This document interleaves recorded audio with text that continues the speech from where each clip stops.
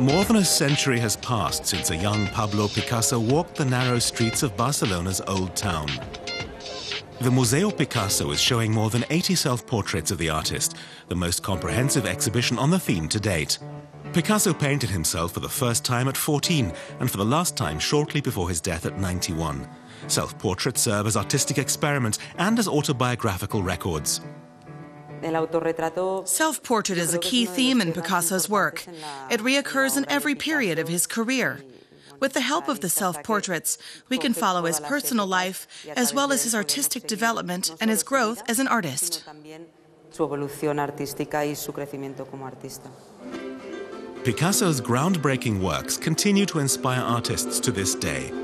One of them is Dutch painter Carlijn Sorminski, who has been living in Spain for 6 years. Picasso's family moved to Barcelona in 1895. Young Pablo studied at the city's School of Fine Arts. When Picasso was 13, he came here and he left Barcelona when he was 22. And so all of his adolescence and his puberty was here, and everything he wanted to know for the rest of his life, actually, he took it here. He found it here. Pablo's father, Ruiz, was a professor at the school. But father and son argued frequently, and after 2 years, Pablo fled to Madrid. Carlijn Sorminski finds Picasso's name in the old student directory. He felt he had little to learn from formal instruction. Picasso learnt much more in El Quatre Gats, at the time a popular watering hole among members of the Catalonian avant-garde. Okay. Gracias. This table is said to have been his favorite spot. Picasso dedicated one of his drawings to the cafe. And this is where he had his first exhibition. Just got off the academy. He wanted to know a lot of artists as well, and his best examples that he had here in Barcelona were Santiago Rusiñol and Ramon Casas, that at that time they were very important artists, and he was looking up to them. Only a small sign serves as a reminder that Picasso once lived and worked in this house. It was the last of his 3 studios in Barcelona. This frieze of Picasso's work was installed in 1961 in protest against the banning of some of his work by the Franco regime. Picasso had left Spain when the dictator came to power in 1939, and he never returned. In addition to offering Picasso tours of Barcelona, Carlijn Sorminski also accepts commissions to paint portraits in Picasso's style. And she paints her own works.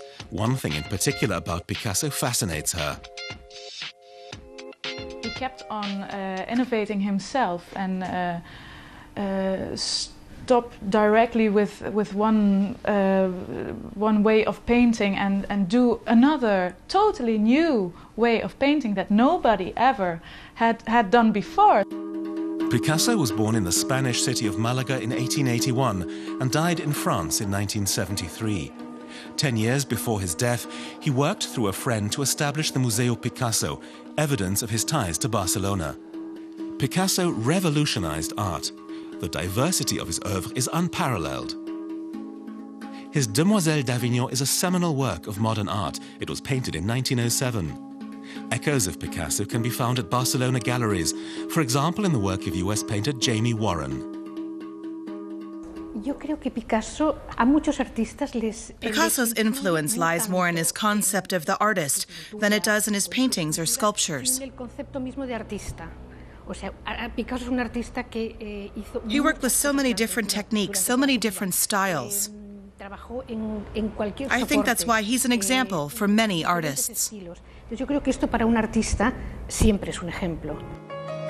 Picasso's self-portraits provide an intimate look at the master's life.